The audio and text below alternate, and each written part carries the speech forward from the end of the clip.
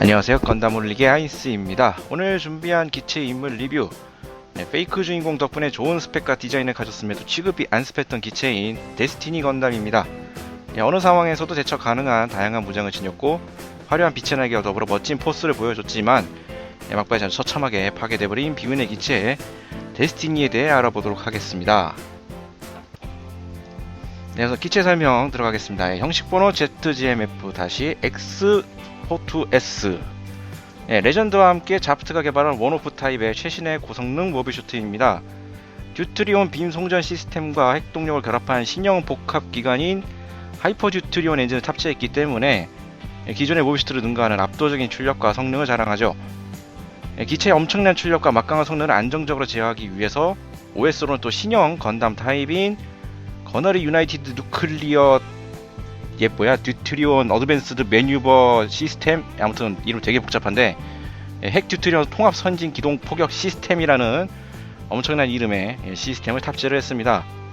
데스티니는 플랜트 최고 평의장인 길버트 듀란달이 이끄는 연구개발팀이 어느덧 흐지부지해져버린 유니오스 조약을 위반하는 형태로 극비리에 개발한 모비슈트고요. 자프트의 새로운 에이스로 떠오른 시나스카의 전투 데이터를 바탕으로 어떤 면에서 보면 사실상 그의 전용기로서 만들어진 커스텀 모비슈트나 다름없는 기체이기도 합니다. 데스티니는 공식적으로 이제 세컨드 스테이지의 연장선상에 있는 기체이기도 한데요. 앞서 개발된 이제 세이버, 어비스, 카오스, 가이아, 임펄스의 특징이 기체 구조의 변형 및 교환으로 다양한 전황에 대응한다라는 것에 반해 데스티니는 한 기로서 이제 고출력, 고성능 모비슈트로 모든 상황에 대응할 수 있는 고화력 무장을 운용하는 기체라는 점에서 이제 기존 모비슈트와 비슷한 컨셉을 가졌음에도 요구하는 이제 성능이나 이런 것들이 좀 많이 기본적으로 다른 기체가 되었습니다. 어찌되었든 이제 데스티니도 세컨드 스테이지에 카테고리에 분류되지만 형식 번호에 그렇기 때문에 이제 세컨드를 의미하는 S가 붙었죠.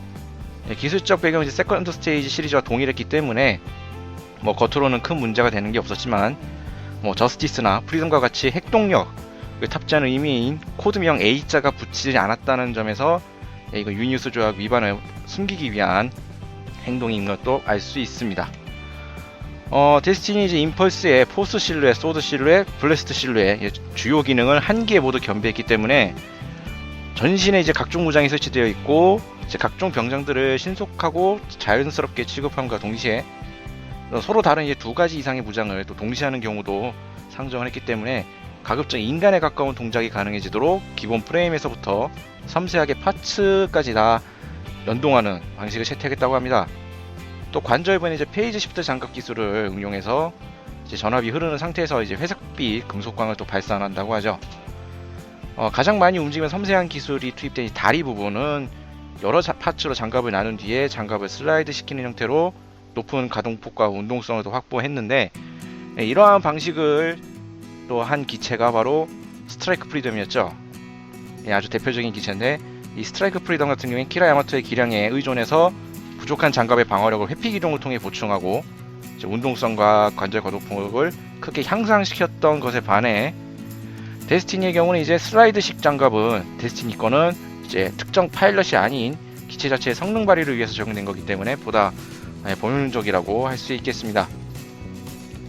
등 뒤에 이제 좌우로 장비된 이제 고기동 스러스터 유닛은 마치 그 모양새가 새 날개처럼 생기기 때문에 윙 바인더라고도 불리고 하고요. 한쪽당 이제 두 개의 큰 주익과 세 개의 보조익, 총 5개의 날개로 구성되어 있습니다.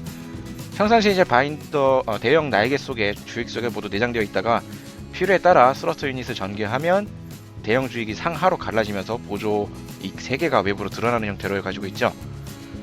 고기동 스러스터 유닛이라는 이름답게 좌우의 빙 바인더에는 아주 강력한 출력의 스러스터가 내장되어 있고 DSSD 시모즈 탐사 개발 기구가 개발한 보아츄르 루미에르와 아주 유사한 기술이 적용됐기 때문에 스러스터 추진력이 증가하면서 이 분사염에 의한 빛의 날개라 불리는 아주 대표적인 이 모습 현상이 일어나게 됩니다.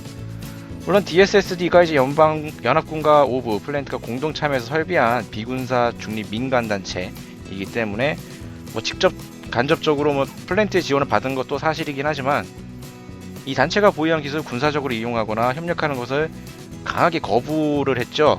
그래서 스타게이저 편을 보시면 이제 연합군에게 습격도 받기도 했기 때문에 이제 데스티니의 추진계에 이제 보아츄르 루미에르거나 이제 DSSD가 제공한 기술이라고 보기엔 좀 어려운 부분도 있습니다. 뭐 부정한 경로를 통해서 입수한 데이터를 바탕으로 뭐 자프트가 독자적으로 뭐 개발했다든지 뭐 아니면 우연히 동식에서 양측 모두 비슷한 기술을 개발했다든지 예, 뭐 이러한 가능성도 배제할 수 없죠. 네, 무엇보다 이제 DSSD가 우주 탐사용으로 제조했던 스타게이저 얘가 이제 보아츄르 루미에를 이용한 빛체막으로 태양풍을 받아서 추진하는 메인 추진 시스템을 가졌죠. 스타게이저를 보면 나오는 이러한 독특한 추진 방식을 이용했는데 그에 반면에 이제 데스티니는 태양풍이 아닌 핵동력에서 품어져 나오는 이제 막대한 에너지를 특수 광합으로 변압시켜서 이거를 메인 추진 시스템으로 이용하는 뭐 기본적인 추진 구조가 DSSD와 플랜트의 기술에 차이가 있다는 것도 알 수 있습니다. 물론 이렇게 강력한 파워를 내는 기체이기 때문에 탑승한 파일럿에게도 이제 그에 상응하는 조종 기술과 강인한 육체를 요구하게 되는데요. 자프트의 에이스 파일럿이었던 이제 신아스카 탑승기로 실전 투입된 데스티니는 이제 그의 기량과 함께 이제 자프트의 플래그십 모비슈트로서 아주 큰 전과를 올리면서 동시 투입됐던 이제 레전드와 함께 그 시대를 대표하는 기체로 활약을 했습니다. 참고로 기체명 데스티니는 이제 많이 아시다시피 운명을 뜻하는 말이죠. 본작의 제목과 동시에 주제를 내포하고 있는 실질적인 주인공 기라고 하지만 페이크 주인공 이마에는 이탈리아어로 숫자 2를 뜻하는 두에라는 문자가 각인되어 있다고 합니다. 네, 기체에 대한 설명 이 정도로 알아봤고요. 이제 무장 한번 쭉 보도록 하겠습니다. 네, 뭐 17.5mm CIW 시우스 머리 부분에 장비된 근접 방어용 머신건이죠. 뭐 따로 설계도 없지만 데스티니의 유일한 실탄 무장입니다. 그렇기 때문에 또 운용 면에서는 머니플레이터를 사용하지 않는 또 유일한 무장이기도 하고요. 임펄스에 장비됐던 것보다 구경이 작아지긴 했지만 장탄수와 연사력만큼은 더 우수해져서 분명히 좋은 무장이긴 하지만 데스티니에게는 그 외에도 아주 고화력 무장이 많아서인지 그 중에서는 단 한 번도 사용하지 않았다고 합니다. 다음에 보시는 거는 솔리드스 풀고르라고 불리는 이제 빔실드 양 손등 부분에 덮개 장갑에 이제 내장되어 있는 장비고요. 스트라이크 프리덤이 휴대했던 빔실드보다 에너지 변환 효율을 높인 개량형입니다. 빔막의 전기 형성이 자유자재로 바꿀 수 있는 아주 유연한 운영이 가능한 장비고 동일한 장비가 이제 레전드 양 손등 장갑프랑 돔 트루퍼에도 장비되어 있습니다. 디스트로이의 고출력 빔을 이제 완벽하게 막아내는 등 빔 변기에만큼은 기존에 이제 대빔 코팅 처리가 된 실드와 비교가 안 될 만큼 강한 방어력을 보여줬지만 실탄과 같은 이제 질량 물리 공격에는 만족할 효과를 보기가 어렵죠. 그러나 이제 데스티니 같은 경우에 이제 아시다시피 베리어블 페이지 시프트 장갑이기 때문에 실탄 공격에 대한 염려는 접어도 될 것 같아요. 다음으로 볼 무장은 플래시 H2 빔 부메랑 소드 임펄스에 장비됐던 그 빔 부메랑의 발전형입니다. 손잡이 부분의 결합 기능은 이제 생략이 되었지만 출력을 조절함으로써 이제 빔삽의 대용으로도 사용이 가능하죠. 뭐 그렇게 하지만 대신 또 아론다이트 빔 소드를 장비하고 있기 때문에 빔 사벨로서는 딱 한 번 인피니티 저스 상대로 딱 한 번 사용하고 말았습니다. 그리고 빔 사벨 모드일 때는 또 빔날의 리치가 짧다는 설정이 있네요. 다음으로 보시는 건 이제 아론다이트 빔 소드 소드 임펄스의 그 엑스칼리버 레이저 대함도와 구프 이그나이트드의 템페스트 빔 소드의 발전형에 속하는 대형 참격계 광학 무장입니다. 검신을 좀 늘렸어요. 출력 향상과 참교 효과를 높이기 위해서 늘렸다고 하는데 그 전체 길이는 데스티니 전고보다 더 길다고 합니다. 그래서 한 손으로 다루기는 좀 어렵게 됐지만 데빔 코팅 실드는 물론이고 훨씬 더 큰 덩치를 갖춘 디스토리도 한 번에 일도양단해버리는 등 단점을 보완하고 남을 만큼 무시무시한 파괴력을 갖췄죠. 또 실체검으로 이루어진 끝부분은 디스토리 장갑을 한 방에 관통하는 등 실체검으로서 성능도 꽤나 높습니다. 하지만 이게 위력이 높긴 하지만 그만큼 사용할 때 발생하는 이제 관성력을 또 무시할 수 없기 때문에 이렇게 취급성은 이렇게 좋다고 볼 수 없고 작고 섬세한 움직임이 가능했던 빔사벨보다는 약간 불리한 무장이라고 볼 수 있습니다. 다음이 이제 고에너지 장사정 빔포 등 뒤 웨폰락에 장비되는 대형 빔 런처죠. 아론다이트 마찬가지로 비사용 시에는 이제 반으로 접혀 있지만 사용 시에는 왼쪽 겨드랑이를 통해서 포신이 전개되는 형태를 가지고 있습니다. 전개되면 이제 긴 전장 22m의 아주 엄청난 길이의 포신을 형성을 하고요. 단순히 포신이 긴 라이플 정도의 크기를 가졌지만 하이퍼 듀티론 엔진으로 공급되는 막대한 에너지 덕분에 사정거리와 연사력은 위력까지 포함해서 거노자쿠 워리어의 무장이나 블래스트 임펄스의 케르베로스보다도 훨씬 더 능가하는 파괴력을 가졌습니다. 그리고 다음이 보시는 게 파르마 피오키나 장부 빈포의 좌우 손바닥에 장배된 무장이고요. 데스티니만 가지는 독특한 무장입니다. 전대미문의 병기고요. 유사한 무장으로서 레이더의 단거리 플라즈마포가 있긴 하지만 이거는 이제 모빌아머 상태에서만 클로로 고정한 후에야 사용할 수 있는 무장이었기 때문에 약간 방향성이 다르죠.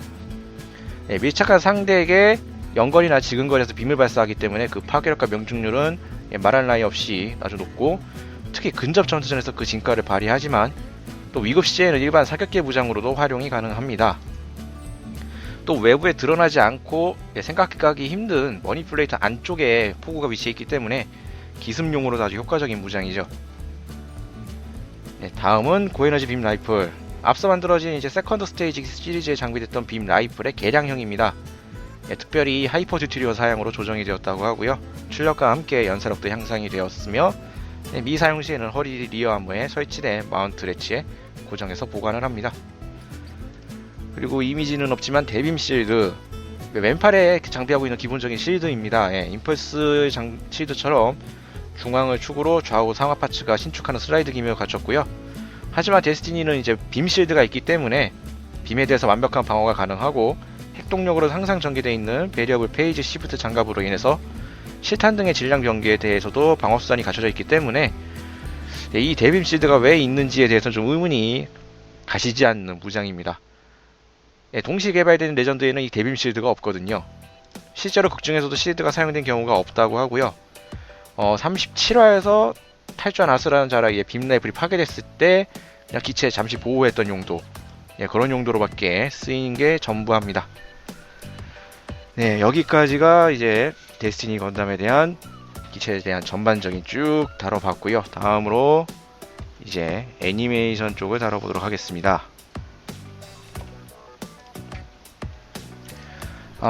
애니메이션 데스티니의 첫 등장판 이제 리마스터판 기준으로 35화 끝에서 처음 공개가 됩니다. 레전드와 함께 새로 지급될 최신의 기로서 소개를 받으면서 이제 모습을 드러내죠. 36화로 넘어가면서 이제 길버트가 화력, 방어력, 기동력, 신뢰성 등 모든 부분에서 임펄스를 뛰어넘는 최강의 모비슈트라면서 데스티니를 소개를 합니다.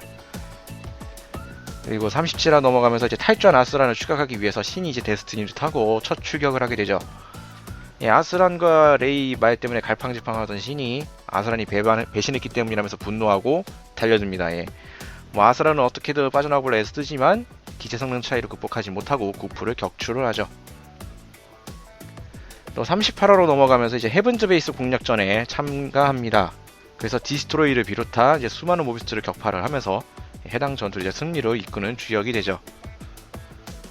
이제 40화로 넘어가면서 로고스의 리더였던 지브릴이 오브에 있다는 걸 알게 돼서 출격을 합니다. 자진해서 출격을 하게 되고, 그 화 막바지에 오브를 지키기 위해서 나섰던 카가리와 대치 구도를 형성하면서 이야기가 전개가 되죠. 41화로 넘어가면은 아카츠키와 이제 맞붙습니다. 근데 아카츠키는 아시다시피 특수장갑 때문에 빔이 통하지를 않죠. 그렇다 보니 아론다이트를 직접 꺼내 들고서 전투에 임합니다. 그렇게 해서 힘겹게 카가리를 제압하는 데 성공을 하지만 키라 야마토가 난입을 하게 되면서 또 프리덤 스크라이크 프리덤과 다시 싸우게 되죠. 결과적으로 좀 원조 주인공인 키라에게 좀 밀리는 모습을 보여주긴 하지만 그래도 나름 박빙으로 잘 싸워주는 모습도 보여줬습니다. 42화로 넘어가면서 이제 뒤이어서 아스란의 인피드 저스티스까지 합류를 하게 됩니다. 그래서 아스란과 다시 대치하게 되고, 양쪽 다 시드 각성한 상태로 싸워보지만 신이 손을 잘라먹고 패배합니다. 44화로 넘어가서 지브롤이 이제 레퀴엠을 공략하기 위해 신이 이제 데스티니 타고 출격을 하죠. 선봉에 서서 많은 모비스들을 격파하면서 나가다가 위기에 처한 루나 마리아를 구하는 모습도 보여줬습니다. 그리고 이제 48화 최종 전투가 되는 이제 메사이어 공방전이 시작이 되죠. 예, 여기에서 신은 레이와 함께 추격을 합니다. 그러면서 별 등장은 없고요. 이제 마지막 원래라면 이제 리마스터판 기준으로 49화에서 50화. 근데 제가 아직 리마스터판 여기 에피소드 리뷰가 완료가 되지 않았기 때문에 예, 화질은 일반 TV판 기준으로 보여드리겠습니다. 일단 뭐 내용상 큰 차이는 없으니까요. 화질 개선과 뭐 작화 변경, 신규 컷 추가 정도가 있어 뭐 스토리 변경이 없기 때문에 예, 마찬가지로 그냥 진행하겠습니다. 네, 아스란하고 이제 루나 마리아가 대시하고 있는 모습을 보고 신이 나타나서 예, 루나 마리아를 보호를 하죠. 공격했던 것에 열받아갖고 분노하면서 시드 각성해서 아스란을 잠시 또 몰아붙이는 모습도 보여줍니다만 아스란이 다시 싸우다가 지속된 이제 말발에 동요하다가 폭주해서 이제 전투를 말리려고 했던 루나 마리아를 공격할 뻔하고 아스란이 시드를 각성해서 데스티니를 예, 몸뚱이만 남긴 채 아주 처참하게 격파를 해서 제압을 해버립니다. 예, 이러고 나서 그냥 버려지죠. 예, 신이 주인공 자리를 뺏기면서 데스티니도 참 뭐랄까 너무 허무하게 무너진 감이 있지 않나 싶을 정도로 마지막 전투가 좀 허무맹랑하게 끝난 감이 없지 않아 있습니다. 애니메이션 장면들은 이 정도로 살펴보도록 하고요. 다음으로 프라모델들 잠깐 살펴보도록 하죠. 프라모델로는 꽤 다양한 등급으로 출시가 됐습니다. 우선 RG 네, 2013년 4월 2500엔에 발매가 되었고요. 어드밴스드 MS 조인트를 사용해서 시드 특유의 공중에서 역동적인 포즈를 재현했고 또 특징적인 나에게는 실제 기체 고증에 의해서 입체화했다라고 광고를 때렸습니다. 예. 장거리 빔포, 빔시드 등 다채로운 무기도 빠짐없이 부속을 해준 모습이죠. 네, 실제 제품 모습입니다. 아주 잘 나온 제품이에요. 예, 최신 RG였고 당시로서 벌써 얘가 나온지도 벌써 한 1년 됐나? 그렇게 됐는데 예, 많이 괜찮은 제품입니다. 다음으로 MG 예, 이건 2007년 10월달에 4,800엔의 가격으로 발매가 되었고 전신 프로포션은 예, 특징을 더욱 돋보이도록 어레인지했다고 하고요. 날개를 전개할 때 작은 날개가 연동하는 기믹을 탑재를 했습니다. 차맘전한 빔 부메랑의 빔 부분은 이제 클리어 부품으로 재현을 했고 에너지 장사정 빔포는 전개 시 센서 부분이 이끌려 나오는 기믹을 탑재를 했죠. 그리고 예, 지금 공식 사진에 조그맣게 나와 있는 시나스카와 스텔라 줄시의 1대100 스케일의 피규어도 동봉되어 있고 또 전용 스탠드가 부속이 되어 있습니다. 예, 저희가 찍어놓은 예, 데스티니의 모습입니다. 뭐 RG보다는 디테일은 조금 밀리긴 하지만 예, 이것도 꽤 괜찮은 제품이고 한정판 비슷하게 특별판 개념으로 익스트림 블래스트라고 해서 빛의 날개랑 프레임 부분에 맥기 처리가 되어 있는 버전이 있는데 그걸 사시는 게 더 나을 거예요. 예, 이거는 빛의 날개가 없습니다. 예. 다음으로 HG 2005년 11월 1600엔의 가격으로 발매가 되었고요. 대형 날개에서 펼쳐지는 빛의 날개를 클리어 부품으로 재현을 했습니다. 손바닥을 펼쳐서 빔포를 발사하는 포즈를 재현할 수 있는 손파츠도 부속되어 있고 디스플레이용 스탠드와 대결 장면 재현용의 조인트 부품도 들어있다고 합니다. 예, 보시면 예, 이렇게 빛의 날개 파츠가 들어있긴 하지만 퀄리티는 예, 시드 HG의 퀄리티는 뭐 앞선 리뷰에서 몇 번씩 많이 나왔던 언급이지만 별로 좋진 않습니다. 예. 그렇기 때문에 많은 기대를 하시면 곤란한 제품이 될 것 같아요. 다음으로 SD 예, 2006년 5월 800엔의 가격으로 발매가 됐습니다. 등의 대형 날개는 이제 설정대로 가동을 구현을 했고요. 빛의 날개도 클리어 파츠로 재현을 했습니다. 예, 아론다이트를 전개해서 손에 장비를 할 수가 있고 이제 대검을 휘두르는 각종 액션 포즈도 재현 가능한 SD입니다. 그리고 또 데스티니의 특징적인 무장이었던 그 피오키나 손에 쏘는 빔포 있죠. 지금 박스 상태에서 딱 포즈 잡고 있는 예, 저 손목 파츠도 오른손 왼손 각각 한 개씩 부속되어 있습니다. 실제 이제 SD 모습이죠. 예, 아주 앙증맞게 귀엽게 잘 나왔습니다. 예. 그 특유의 피눈물까지도 아주 잘 구현해놨고요. 예, 무장도 접어서 수납이 가능하게 잘 나온 제품입니다. SD는 역시 이렇게 귀염귀염하게 나와야 제맛이죠. 네, 여기까지가 제가 준비한 데스티니였습니다. 임펄스 시절 세 가지로 이제 형태를 나눠서 운영했던 걸 하나로 모아서 운영한다는, 어떻게 보면 참 효율적인 생각으로 개발이 된 기체죠. 검, 캐논, 라이플, 부메랑, 다양한 무장을 다루면서 빛의 날개라고 하는 아주 강한 인상까지 주는 부가 효과도 가지고 있었습니다만, 파일럿이 신아스카, 결국 페이크 주인공인 탓에 큰 활약을 하지 못하고 무참히 무너지는 결말을 보여줬죠. 이 기체 얼굴 보면 아주 피눈물 흘리는 듯한 그런 모습이 있었는데, 마치 자신의 결말을 미리 알고 있었던 건가 싶은 생각이 들기도 합니다. 다음 주에도 또 새로운 기체 인물 리뷰를 가지고 찾아뵙도록 하겠습니다. 다음 주에 한다면은 이번엔 인물을 또 하겠죠. 지금까지 시청해주신 분들 감사하고요. 다음 주에 다시 찾아뵙도록 하겠습니다.